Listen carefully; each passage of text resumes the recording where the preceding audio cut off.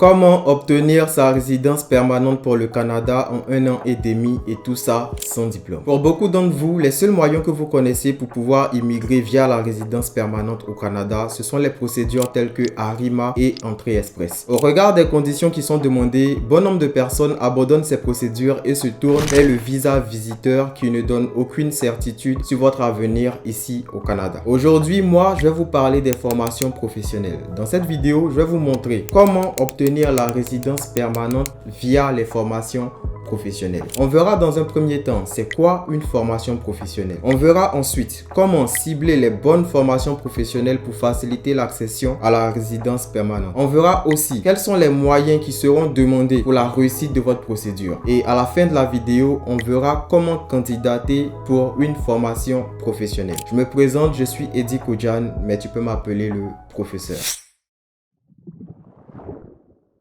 C'est quoi la formation professionnelle? Alors, la formation professionnelle, comme son nom l'indique, c'est une formation qui dure généralement entre 600 heures et 1800 heures. Elle vous permet d'apprendre un métier de façon concrète. Dans les formations professionnelles, vous pouvez trouver de tout. Ébénisterie, maçonnerie, chaudonnerie, esthétique, coiffure, restauration, caissière. Bref, tout ce qui existe comme job que vous connaissez qui ne nécessite pas de diplôme existe en formation professionnelle. Donc déjà, ce sera à vous d'identifier qu'est-ce que vous voulez faire comme job. Et là, il y a un avantage parce que au lieu de rester dans votre pays à chercher une offre d'emploi dans la restauration ou à chercher une offre d'emploi dans le domaine de l'esthétique, vous pouvez venir vous faire former directement dans ces domaines-là et obtenir votre offre d'emploi sur place. Mais attention, la formation professionnelle ne se choisit pas n'importe comment. Pour que votre formation professionnelle soit admissible à la résidence permanente, votre formation doit durer au moins 1800 heures. En dessous de ça, vous ne serez pas éligible. J'espère que c'est clair pour vous. Maintenant, comment candidater pour une formation professionnelle? Il existe plusieurs moyens de candidater pour une formation professionnelle, mais moi, dans cette vidéo-là, je vais vous montrer 2 voies. Donc, la première des choses que vous allez faire, vous allez prendre votre téléphone, vous rendre dans votre navigateur ou sur Google et vous allez taper en même temps que moi admissionfp.com. Vous allez lancer la recherche. Lorsque vous allez lancer la recherche, vous allez voir ce qui s'affiche là comme moi. Si vous n'êtes pas sûr de la formation que vous voulez faire, vous allez juste descendre et venir dans la partie recherche. Vous voyez, c'est écrit faites ta demande. En bas, c'est écrit rechercher. On va vous demander de taper le nom de la formation que vous voulez faire. Mais si vous n'en avez aucune idée et que vous aimeriez avoir une liste, vous allez tout simplement cliquer sur voir tout les programmes. Donc, c'est ce que je fais. Et là, on a une liste qui est vraiment grande. Vous voyez, il y a abattage et façonnage de bois, accounting, affûtage, aménagement de la forêt, aquiculture, assistance à la personne, assistante dentaire. On va encore aller devant. Ça continue. Boulangerie, coiffure, chaudonnerie, carrelage, carrosserie, comptabilité, computer graphique, computing support. Vraiment, il y en a de tout et c'est classé par ordre alphabétique. Donc vous allez parcourir toute cette liste-là. Vous allez voir ce qui vous intéresse en vrai. Et lorsque vous trouvez, vous allez cliquer là-dessus. Moi, je vais prendre une formation juste au hasard pour pouvoir vous montrer. Donc là, moi, j'ai cliqué sur carrelage. On voit code, c'est marqué 5300. Sanction DEP. La sanction, c'est-à-dire le diplôme que vous allez obtenir à la fin de votre formation. Après, le secteur, c'est marqué bâtiment et travaux publics. Et ce qui est important ici, on voit durée totale, c'est mis 690 heures. Cela veut dire que si vous candidatez pour cette formation qui dure 690 heures, vous ne pourrez pas avoir la résidence permanente. Parce que le minimum qui est demandé pour pouvoir avoir la résidence permanente avec une formation professionnelle, c'est le minimum de 1800 heures. Donc là, on va dire, j'ai pas pris une bonne formation. Donc, je change la formation carrément. Je descends. Je cherche autre chose.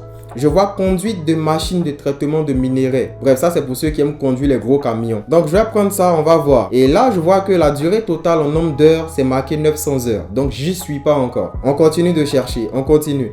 Là, je vois électricité, ça peut être intéressant. Nombre d'heures, durée totale 1800 heures. Si la durée totale est de 1800 heures, dites-vous que vous avez la bonne formation et que vous pouvez candidater parce que après cette formation, vous serez éligible pour demander une résidence permanente. Maintenant, comment candidater via ce site que je vous ai montré? Déjà, la première chose, via ce site-là, vous ne pourrez pas faire de demande en ligne. Parce que à la base, le site, il a été construit pour les gens qui sont déjà au Canada. Mais il existe un moyen de candidater via cette plateforme pour ceux qui sont étrangers. Je vais vous montrer. Donc, on va repartir sur la page d'accueil. Donc, je vais retaper encore une fois dans mon navigateur admissionfp.com. Ça va? Et là, je descends. Vous voyez que quand je descends, juste en bas où ils ont mis lien utile, c'est marqué en troisième position, formulaire manuscrit. Vous, en tant qu'étranger, c'est ce formulaire-là que vous devez remplir si vous n'avez jamais étudié au Québec. Donc, je clique là-dessus. C'est la première chose qui s'affiche. Vous voyez, c'est marqué « Candidat n'ayant jamais étudié au Québec ». L'utilisation des formulaires manuscrits est réservée aux candidats n'ayant jamais étudié au Québec et qui n'ont pas de code permanent. Donc, vous êtes dans la bonne case. Et ce que vous allez voir juste en bas, vous allez voir Abitibi, Témiscamingue, ce genre de trucs. Vous allez voir des chiffres juste à côté. Ça montre un peu combien de fois vous pourrez candidater dans ces types de villes là. Si vous voyez 8, c'est que vous pouvez candidater 8 fois en quelque sorte. Vous voyez, donc moi je vais prendre par exemple Estrie parce que c'est là que je suis. Donc je clique sur Estrie. On me met un formulaire. On me dit sélectionner le centre de service scolaire. Donc moi, ce que je vois là dans la liste, c'est la liste des écoles que je pourrais faire pour ma formation en électricité de 1800 heures. Donc je prends par exemple le CSS des Hauts-Cantons. C'est ça qui m'intéresse. En deuxième position, on dit sélectionner le centre de formation. Le centre de formation, je vois CFP du Saint-François. C'est ce qui m'intéresse, je vais prendre. Et en dernière position, on dit sélectionner le groupe. Vu que vous, c'est maintenant que vous regardez la vidéo, moi je vous conseille fortement de cliquer sur 2024-2025. Là, vous voyez, ils ont mis mai, place disponible, 21 mai 2024. Ça, c'est trop proche. Si vous prenez cette formation, vous ne pourrez pas être au Canada à temps. Donc, on va changer de province, on va changer de canton, si je peux dire ça comme ça. Je vais voir le CSS des hauts sommets ou des sommets. Sélectionnez le centre de formation. Je vais prendre un truc par hasard. On dit aucun groupe offert. Donc, encore une fois, je change. Bref, c'est comme ça que vous devez jouer avec, en fait. Voilà, vous devez jouer avec jusqu'à trouver quelque chose qui vous correspond. Mais arrivé dans cette section-là, moi, je vous conseille vraiment de prendre des choses dans la partie où c'est marqué sélectionner le groupe, des choses dont la date est un peu éloignée. Si vous voyez des dates 2024-2025 à partir de décembre, vous pouvez prendre. Parce que mettez-vous dans la tête que la procédure est dure 6 mois. Pour vous montrer même de façon pratique, voilà, j'ai essayé de chercher dans d'autres domaines. Et là, vous voyez place disponible jour. Ils ont mis 3 septembre 2024. Ça, je trouve que quand même, c'est un peu loin. Donc ça, vous pouvez prendre. Ou encore, si vous descendez bien, vous allez voir, c'est marqué 25 novembre 2024. Plus la date est loin, plus c'est ce qu'on recherche. Donc ici, on va prendre 25 novembre 2024 et on va passer la commande. Lorsqu'on passe la commande, on va vous demander votre nom, prénom, ville de naissance, province, adresse courriel. Et pour recevoir le formulaire, il y aura des frais de 10 $ à payer. Donc quand vous remplissez tout ça, si vous avez une carte Visa, vous payez les 10 $. On vous envoie le formulaire que vous allez ramener à une adresse qui sera marquée sur le formulaire. C'est tout. Donc ça, c'est la première façon pour pouvoir candidater pour les formations professionnelles. Là, je vous montre une deuxième façon. J'ai oublié de le dire, mais sur cette page admission FP, il y aura des conditions d'admission que vous devriez respecter. Comment trouver les conditions d'admission?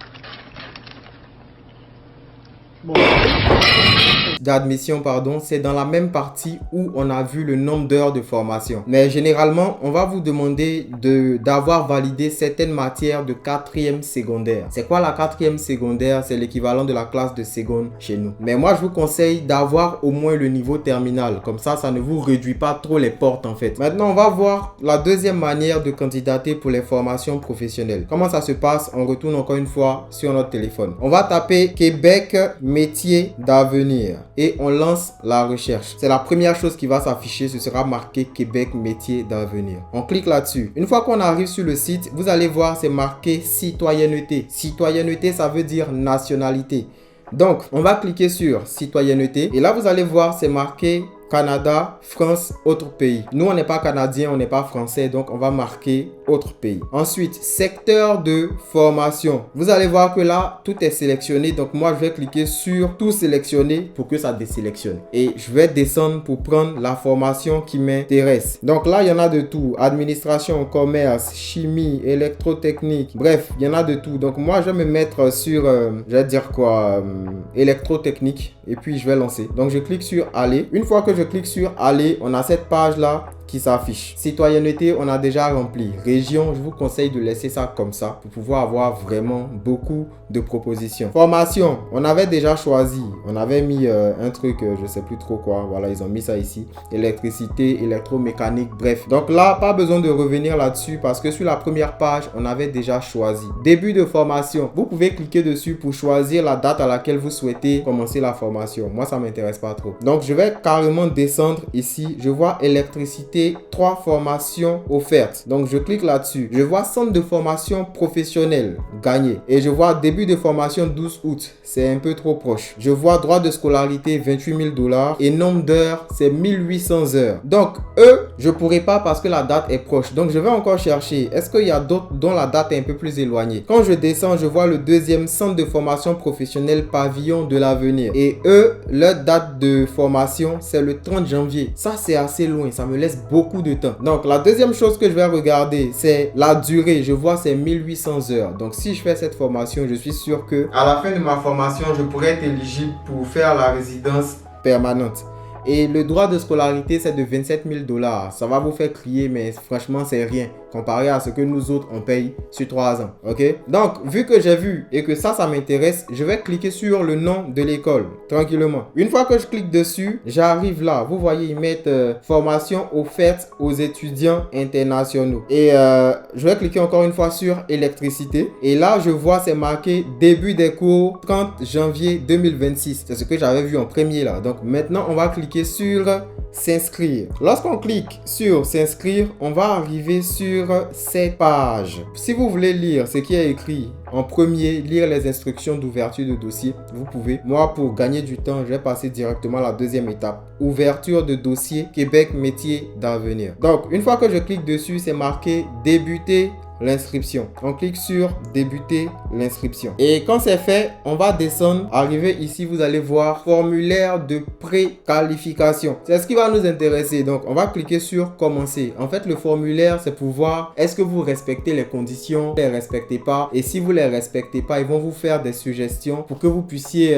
respecter. Ou ils vont vous proposer d'autres formations qui ont aussi 1800 heures. Vous voyez. Donc, moi, je vais cliquer sur commencer. Et arrivé là, il y a beaucoup de questions. Première chose, vous devez avoir 17 ans pour débuter les démarches. Donc, vous allez mettre votre tranche d'âge. Une fois que c'est fait, question numéro 2. Quel niveau d'études souhaitez-vous entreprendre au Québec? Vous allez mettre formation professionnelle. Question numéro 3. Parmi les options suivantes, quelle formation aimeriez-vous suivre? Donc là, encore une fois, vous allez choisir la formation qui vous intéresse. Je crois, moi, j'avais mis électricité. Donc, je reste sur électricité. Et quatrième position, quel est votre niveau de connaissance de l'enseignement de formation, français ou anglais? Bon, moi j'ai un niveau C1, donc je vais mettre niveau C1. Quel est votre pays de citoyenneté? Bref, ils nous refont faire ce qu'on a déjà fait là, hein. Mais on va refaire, c'est pas grave. On va mettre autre pays. Une fois que c'est fait, quel montant d'argent avez-vous ou une personne pouvant se porter garant pour votre projet d'études? Bref, là on vous demande en vrai combien vous avez pour votre projet de venir étudier ici là. Vous avez combien? Vous n'avez pas besoin d'être honnête, hein. Pas forcément, parce que là, avoir remplir comme ça et puis dire que j'ai 50 millions dans mon compte, c'est compliqué. Donc, prenez le maximum, 52 000 $ ou plus. Et là, on descend. Quel est le pays de délivrance de votre diplôme ou de votre niveau d'études scolaires? Donc là, vous allez choisir parmi toute cette liste-là. Moi, je vais mettre Côte d'Ivoire et je descends. Quel est le niveau d'études que vous avez réussi à passer parmi ces listes? Donc là, vous allez maintenant, en fonction de votre niveau d'études, vous allez sélectionner. Ça peut être un CAP, ça peut être le BEPC, classe de deuxième réussie, classe de première réussie. Ceux qui disent deuxième, c'est la classe de seconde. Donc ici, moi, je vais mettre classe de terminale complétée et réussi. Voilà, donc je mets classe de terminale complétée et réussi et je fais envoyer. Donc après ça, maintenant vous voyez, on dit félicitations, vous êtes préqualifié. C'est seulement à partir de cet instant là, quand vous voyez ça, que vous pouvez faire votre demande d'admission. Donc vous allez cliquer sur inscrivez-vous et vous allez remplir ici toutes vos informations, nom, prénom, courriel, pays, ville, tout. Vous allez créer un compte. Après, on va vous faire payer des frais de 355 $. Cette partie-là, je ne pourrais pas vous montrer parce que je ne peux pas payer pour rien. Voilà, mais dans la généralité, c'est ça. Donc, vous, ne soyez pas paresseux. Fouillez jusqu'à trouver quelque chose qui correspond à tout ce qu'on a vu là. Donc, je vais m'arrêter là. J'espère que la vidéo a été instructive pour vous et on s'attrape pour une prochaine vidéo.